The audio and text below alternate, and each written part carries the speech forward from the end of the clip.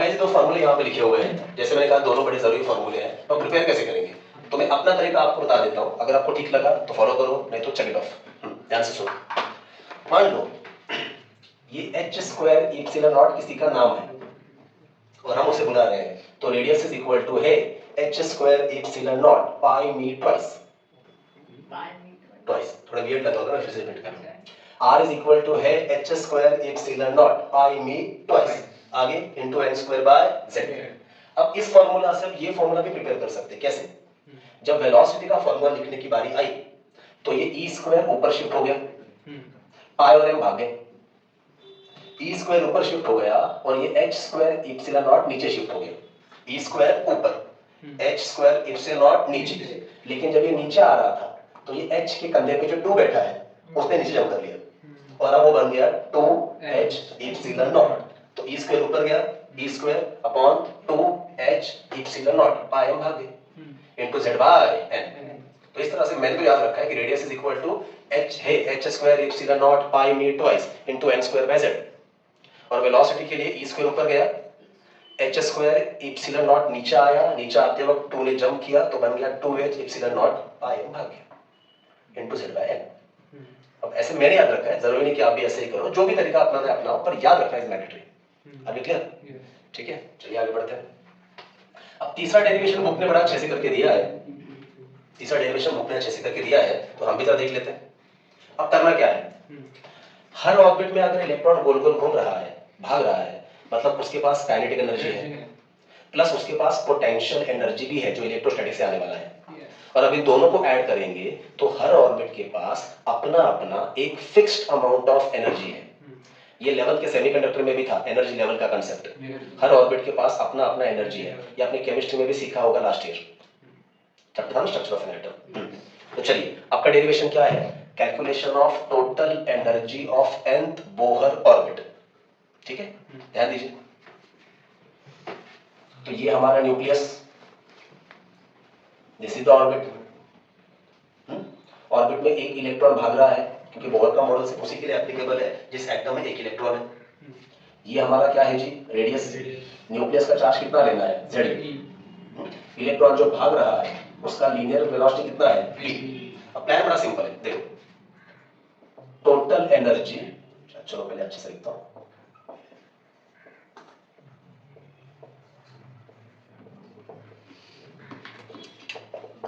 Total energy of nth orbit, पहले formula बना लेते हैं फटाफट। क्या फॉर्मूला आएगा, total energy is equal to kinetic energy plus potential energy, equation number 1। पर अब इसको सॉल्व करने के लिए अब हमें पोटेंशियल एनर्जी भी कैलकुलेट करना पड़ेगा और काइनेटिक एनर्जी भी कैलकुलेट करना पड़ेगा। वैसे काइनेटिक एनर्जी बड़ा आसान है, हाफ mv², सॉरी। लेकिन हाँ, इस डेरिवेशन में भी आपको एक बात याद रखनी है, इस डेरिवेशन में भी LHS में क्या आएगा, एनर्जी, RHS में क्या आएगा, कांस्टेंट, और कांस्टेंट के आगे कौन आएगा, n और z। सारे फार्मूला का पैटर्न सेम है, हर फार्मूला में कुछ तो कांस्टेंट आएगा और हर क्वांटिटी का रिलेशन किससे लगाना है, n के साथ और z के साथ, ऑर्बिट नंबर और z के साथ। बाकी फार्मूला में कोई भी वेरिएबल नहीं चाहिए, याद रखोगे तो प्रिपेयर करना आसान हो जाएगा। अब पहली बात तो पोटेंशियल एनर्जी कैसे कैलकुलेट करते हैं, थोड़ा इलेक्ट्रोस्टैटिक्स में जाते हैं। देखो क्या दिखाता हूं, मान लीजिए हमारे पास दो चार्ज है, एक का नाम है Q1। ये चार्ज जब यहाँ पे आया, अब कहां से आया तो थ्योरी में कहते हैं इंफिनिटी से आया।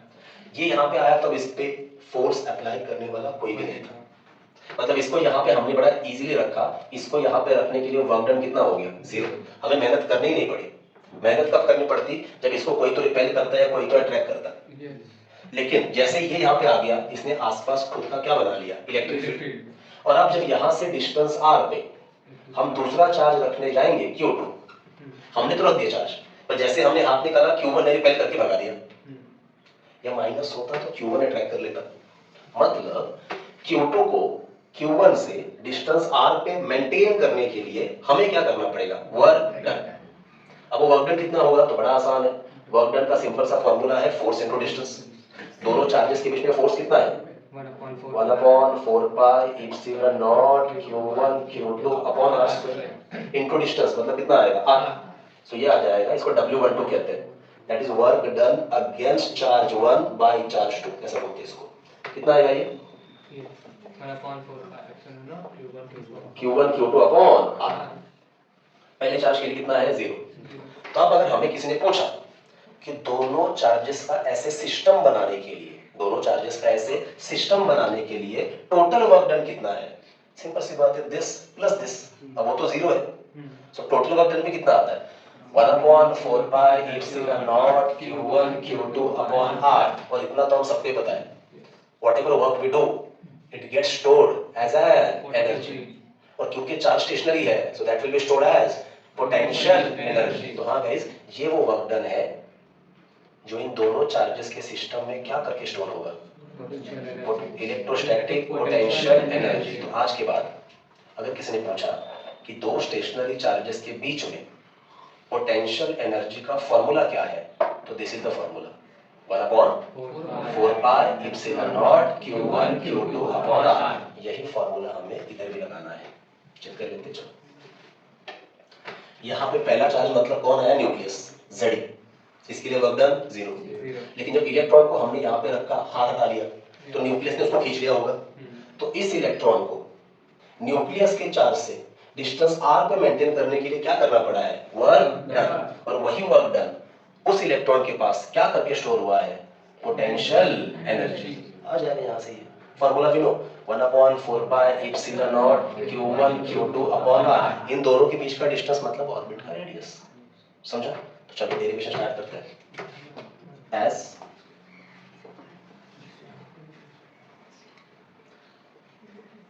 पोटेंशियल एनर्जी PE, थोड़ा ध्यान से देखो क्या फॉर्मूला लिखो, 1/4 पाई एप्सिलॉन नॉट। Q1 मतलब कौन, Z। Q2 मतलब कौन, E। यहाँ पे क्या आया, ZE² अपॉन R। ये समझ में आया। लेकिन अब याद करो क्या बताया था, फॉर्मूला में एनर्जी N और Z, इनके अलावा बाकी सब लोग क्या आने चाहिए, कांस्टेंट। लेकिन इधर क्या आ रहा है, R। R क्या है, वेरिएबल है। R चलेगा क्या, नहीं चलेगा। तो R को हटाना पड़ेगा। कैसे हटाएंगे, हमें R का फॉर्मूला पता है, R का फॉर्मूला पुट करेंगे तो R हट जाएगा। कहीं देखो डेरिवेशन रट्टा नहीं मारने होते, क्या करना है एक बार समझ लो, उसके बाद अपने आप ही हटाना स्टार्ट हो जाता है। फॉर्मूला में LHS में जो क्वांटिटी है, RHS में कांस्टेंट आना चाहिए, N आना चाहिए, Z आना चाहिए। N और Z को छोड़ के बाकी सब लोग कांस्टेंट ही चाहिए। R कांस्टेंट नहीं है, R वेरिएबल है। तो ऐसे लिखता हूं, substituting R is equal to, क्या फॉर्मूला है, H² epsilon not pi B twice that is pi M square into N² by Z। Simple है दैट। तो देखो क्या आएगा, देयरफॉर पोटेंशियल एनर्जी किसका, इलेक्ट्रॉन का, किसमें, nth ऑर्बिट में। अब एक तरह ध्यान से देखो मैं क्या कर रहा हूं, ये ZE² को इधर ले लिया अपॉन 4 पाई एप्सिलॉन नॉट, ये समझा क्या। इधर क्या बचा, 1/r। R की जगह पे इसको पुट करूंगा तो उल्टा हो जाएगा। लिख के बताओ कि समझ में आ रहा है, लिख के बताओ, ठीक है। मैं कह रहा हूं कि Z² को इधर ले लिया, तो ये क्या बन गया, Z² upon 4 pi epsilon not. तो इधर क्या बचा था, 1/r। अब R की जगह पे पुट करता हूं, देख लो, कलर चेंज करते हैं। R की जगह पे क्या आएगा बोलो, H² एप्सिलॉन नॉट N²। जरा साथ में लिख देता हूं, अपॉन पाई Me² Z।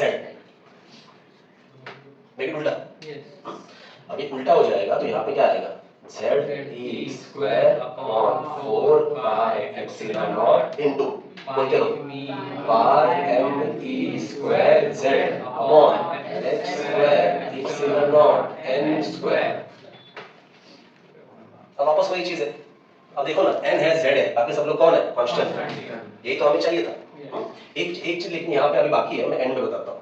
चलिए फिलहाल जो कट हो रहा है देखिए कौन कौन उठ रहा है, सिर्फ पाई हट रहा है गाइस, सिर्फ पाई ही हट रहा है और कोई भी हट नहीं रहा। So finally this is the moment potential energy is equal. अभी काम करो, Z और N को बाद में लिखो, बचे हुए लोगों को सबसे पहले रीअरेंज कर लो। इधर से कौन कौन बचा, M, यहाँ ना, T² into E² e⁻⁴ upon, नीचे देखिए 4 H² into epsilon epsilon not square. और क्या बचा, नहीं, ब्रैकेट कंप्लीट, और Z² upon N²। Guys this is it, ये रहा जी पोटेंशियल एनर्जी का formula. Me⁴ upon 4h square epsilon naught square into z square by n square. कुछ रह गया क्या? फिर से चेक करो। m लिया लिया e⁴ लिया,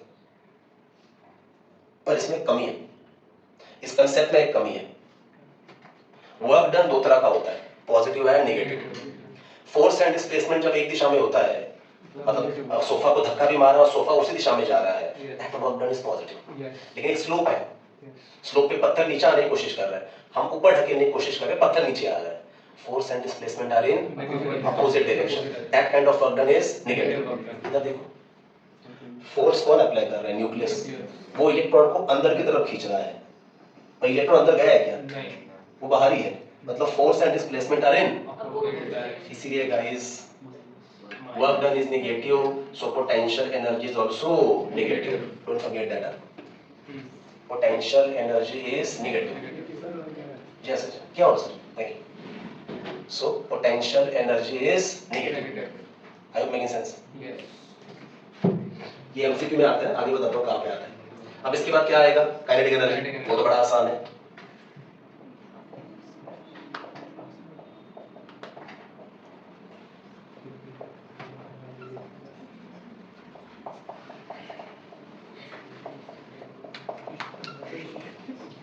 क्या हो गया भाई? क्या मैडम क्या हो गया? हंसने को आ रहा है? क्या हो गया? जो क्या था, क्या दादी ने बताया होगा, दादी ने बताया होगा, मैंने बताया होगा। चलिए ठीक है।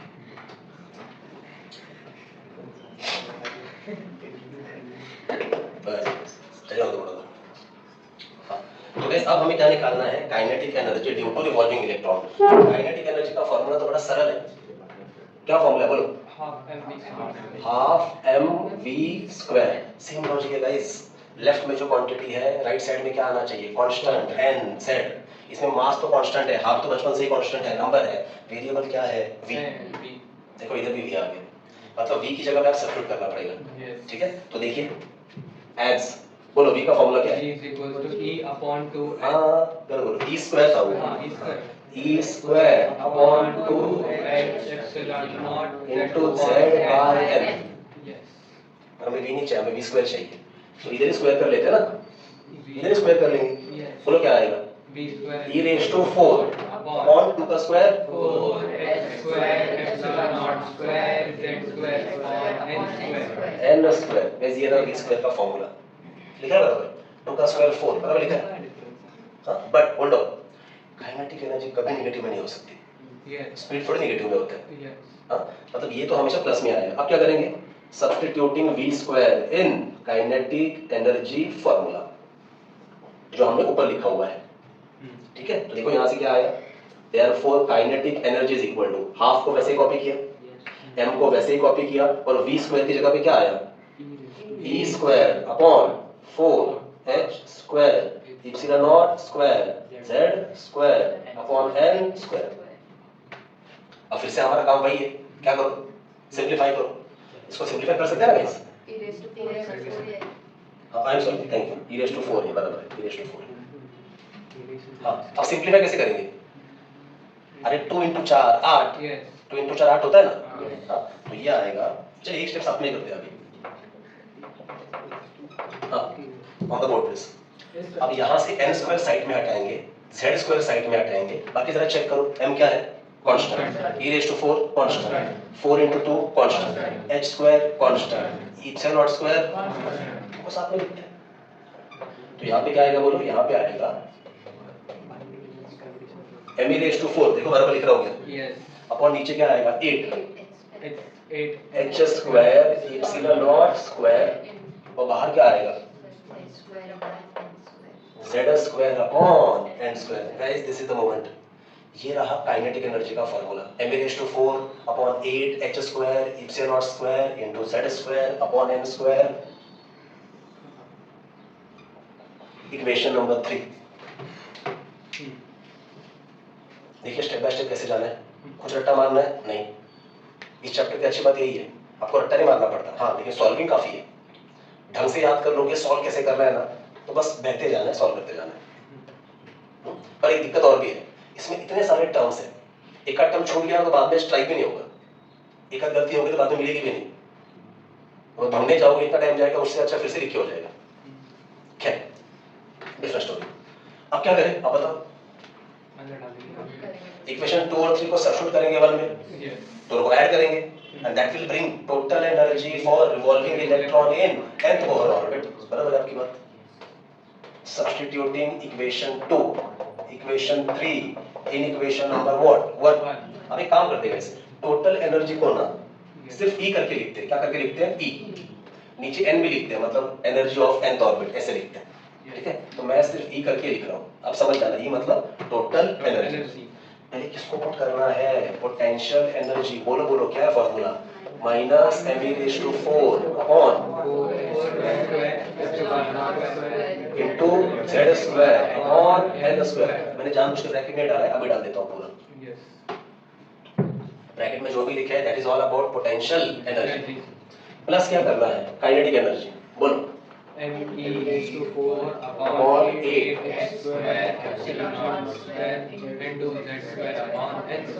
This is it. Yes. Pranav Pranav हो गया था प्रणव। चल चल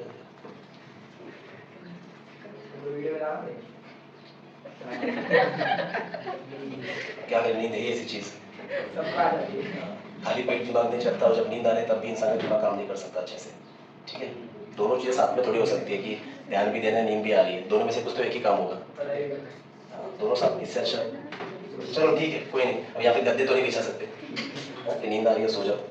लाइट लाइट बंद कर देता हूँ, डोरी भी लगा देता हूँ। ठीक है, सोफा सोफा लगा हाँ डबल बेड लगा दे, किंग साइज बेड लगा दे, इस दीवार से उस दीवार तक बेड। ठीक है,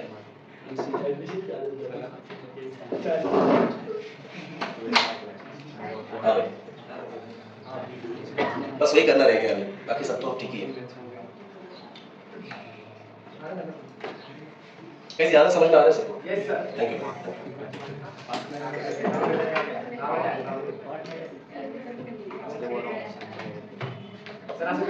गाइस ये मेरा चाय, ये है मेरा बोर्ड, ये है मेरा मास्टर, आप लेके रेस्ट। चलिए चलिए, इसके बाद 2 मिनट का ब्रेक देता हूँ, इसके लिए काम कर लेते हैं। बस बस बस, ये डेरिवेशन पूरा होने देते हैं, उसके बाद 2 मिनट का ब्रेक लेते हैं ऑन द बोर्ड प्लीज। ठीक मत तोड़िए, ध्यान दीजिए। अब इसको सॉल्व करना है तो क्या करना पड़ेगा? पहले इसमें से कॉमन निकालना पड़ेगा। आप ही बताओ क्या कॉमन आएगा? सब कुछ कॉमन आएगा। me⁴ upon 4h epsilon not square into z² upon n²। ये सब कॉमन निकलेगा। -1 यहाँ से कॉमन, सॉरी अंदर क्या बचेगा? -1, और यहाँ से half, 1/2। That is 1/2। Now what is -1 plus half? 1 - 1/2। हाँ minus half, let's keep it simple. -1 plus half is minus half. So finally guys this is it. Total energy का फार्मूला क्या आ रहा है देखो, 4h² epsilon not square z² upon n² into minus half.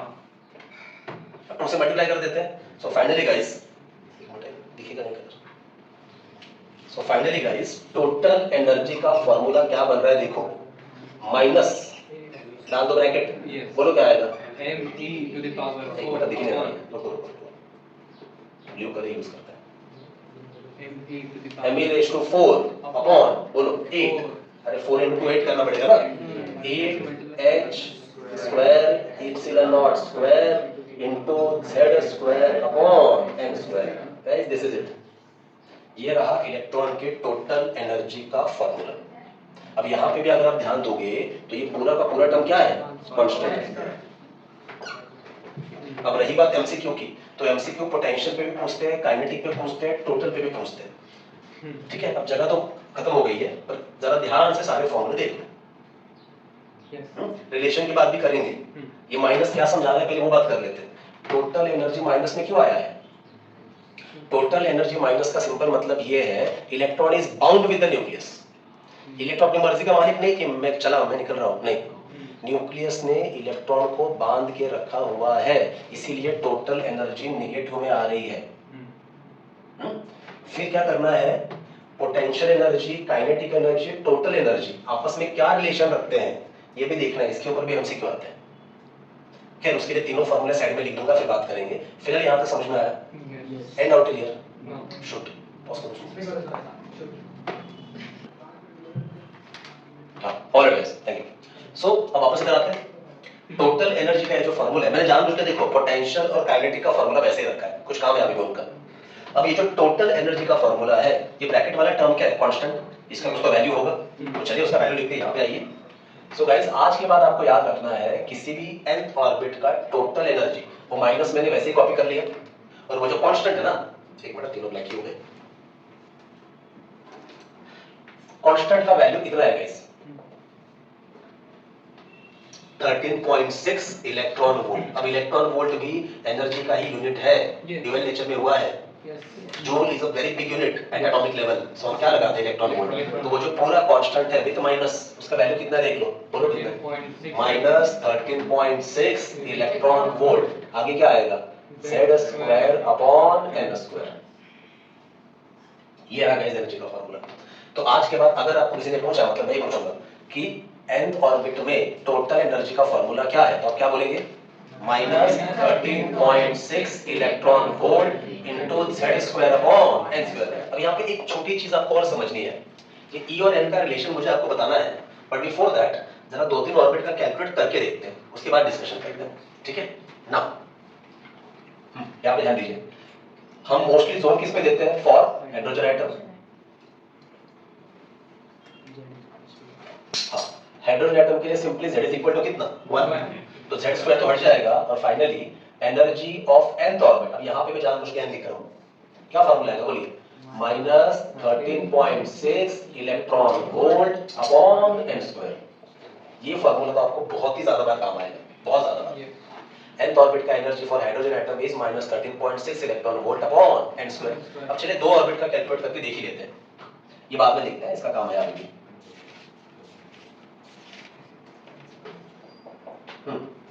For orbit number 1, मतलब n is equal to कितना? 1।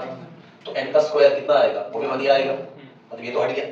इस तरह से गाइस हाइड्रोजन एटम में फर्स्ट ऑर्बिट का एनर्जी कितना आ गया? Minus 13.6 electron volt. Please do remember the number. जैसे फर्स्ट ऑर्बिट का रेडियस, फर्स्ट ऑर्बिट के इलेक्ट्रॉन का लीनियर वेलोसिटी, वैसे फर्स्ट ऑर्बिट का total energy is minus 13.6 electron volt. तो डोंट यू फील, अब यही फार्मूला हम ऐसे भी लिख सकते हैं, check this. En is equal to, ये पूरा वैल्यू मतलब क्या है? E1 अपॉन नीचे क्या आएगा? n²। मैं फिर से कह रहा हूं गाइस, हर फार्मूला में जो कांस्टेंट आ रहा है वो हाइड्रोजन एटम के फर्स्ट ऑर्बिट के लिए वैल्यू है, चाहे वो रेडियस हो, चाहे वो इलेक्ट्रॉन का लीनियर वेलोसिटी हो, चाहे वो टोटल एनर्जी हो। इसीलिए यही फार्मूला ऐसे लिखा है, En equal to E1 upon n²। बस ऑर्बिट 2 का निकालते हैं, फिर डिस्कशन करते हैं, 2-3 बातें डिस्कस करनी है यहाँ पे।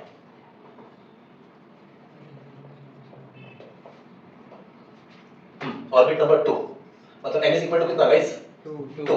तो n² कितना आएगा? 4 आएगा, करेक्ट है? तो चलिए E2 का फार्मूला क्या आएगा लिखते हैं। E2 is equal to what? Constant कितना है? अरे बोलोगे तो आएगा minus 13.6 electron volt upon n² मतलब अपॉन कितना? 4। अब अगर इसको 4 से डिवाइड करेंगे 3.4, यस, ये आता है minus 3.4 electron volt. Are we clear? Are we clear? अब मैं ये फार्मूला जरा मैं रब करता हूं, बाद में लिख दूंगा बाजू में। गाइस कंक्लूजन क्या निकालना है जरा प्लीज ध्यान से देखिए, थोड़ा कंफ्यूजिंग लगेगा। इधर से अगर आप देखने जाएंगे तो रिलेशन क्या आ रहा है? Total energy is inversely proportional to n²। मतलब हमें बेवजह ऐसा लग सकता है कि ऑर्बिट नंबर बढ़ेगा तो ऑर्बिट का एनर्जी कम होगा, पर ऐसा नहीं है। लेकिन हाँ, अगर आप नंबर वाइज देखोगे, नंबर वाइज तो देखो, नहीं माइनस को थोड़ी देर के लिए भूल जाओ, नंबर वाइज देखो, ऑर्बिट 1 में नंबर कितना है? 13.6, ऑर्बिट 2 में कितना है? 3.4। नंबर कम तो हो रहा है, पर माइनस साइन है। Minus 3.4 is bigger than minus 13.6 electron volt. तो देखा जाए तो जैसे जैसे हम न्यूक्लियस से दूर जा रहे हैं ऑर्बिट बाय ऑर्बिट, वैसे रेडियस बढ़ता जा रहा है, इलेक्ट्रॉन का लीनियर वेलोसिटी कम होता जा रहा है, और ऑर्बिट का एनर्जी बढ़ते बढ़ते जा रहा है गाइस। ऑर्बिट 2 का एनर्जी ऑर्बिट 1 के एनर्जी से ज्यादा है। तो ये ऐसा नहीं है कि कम होता जाएगा, ऐसा बिल्कुल नहीं है। भले ही वो n² डिनोमिनेटर में है और ये माइनस में है ना, समझा? ऑर्बिट 3 का एनर्जी ऑर्बिट 2 के एनर्जी से भी ज्यादा होगा, ऑर्बिट 4 का एनर्जी तीनों से भी ज्यादा होगा। तो ये बात आपको बिल्कुल भी नहीं भूलनी है। I am making sense? ठीक है, अब इसके बाद तो हम एक चार्ट ही बनाने वाले हैं, ऑर्बिट नंबर, रेडियस, वेलोसिटी और ऑर्बिट का एनर्जी। रेडियस वेलोसिटी पहले 2 ऑर्बिट तक याद कर लो, लेकिन एनर्जी जो है वो ऑर्बिट 6 तक हमें ऐड करनी है, orbit 1, orbit 2, orbit 3, orbit 4, orbit 5, orbit 6, क्योंकि वो वैल्यूज आपको न्यूमेरिकल में जितनी हेल्प करेंगे ना, उतने में तो आपके आधे से ज्यादा एमसीक्यू हो जाएंगे। खैर उसकी बात हम टेबल में ही करेंगे, यहाँ तक समझ में आ गया? अब ये तो इधर हो गया, जरा इधर आते हैं फिर से, जरा मेरे को देख के बताइए, पोटेंशियल एनर्जी का फॉर्मूला क्या लिखा है आपने? That is n e to the power जल्दी बोलिए। 4 upon 4 h square epsilon naught z square upon n square. Discussion क्या देख लीजिए, ये तीनों फॉर्मूले आपको दिख रहे हैं, काइनेटिक एनर्जी, पोटेंशियल एनर्जी और टोटल एनर्जी, इनके बीच में क्या रिलेशन है वो हमें बताना है। Yes. ये नोट करके लिखेंगे, ये नोट करके लिखेंगे तीनों में क्या रिलेशन है, इसमें एमसीक्यू है, सीटी में है, नीट में भी है। अगर आप देखेंगे तो ये दोनों फॉर्मूले सेम ही है गाइस, Yes.